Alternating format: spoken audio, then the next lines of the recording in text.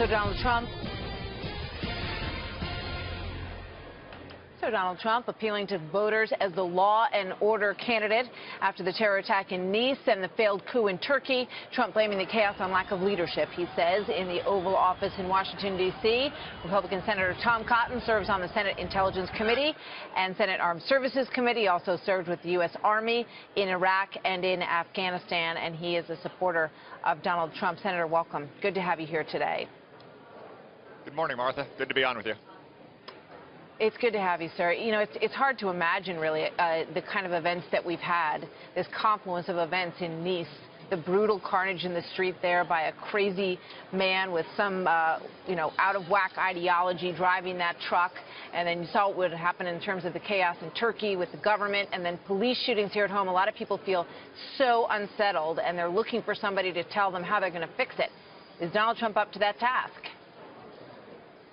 Well, it's understandable that so many Americans feel the world is in chaos, because it is. I mean, in the last week, we've had 2 different assassinations of police officers in Dallas and Baton Rouge. The Republican Party is the party of law and order. We are always going to back the blue and give them the benefit of the doubt until facts and investigations are completed and understood. And overseas, we're always going to stand for a strong national defense. We're going to protect America's interests and make sure that terrorists feel that they're on the run, that they're not putting America on the run. You know, Donald Trump talked about being the law and order candidate several weeks back. He sort of coined that phrase, and once again, events have come right in line with his narrative, I guess you could say, in political talk. But, you know, what are we going to feel on that stage in terms of the presence of support for law enforcement? Well, I think you're going to see law enforcement officials this week and for the next 4 months rallying to the Republican Party, because the Republican Party is the party of law and order.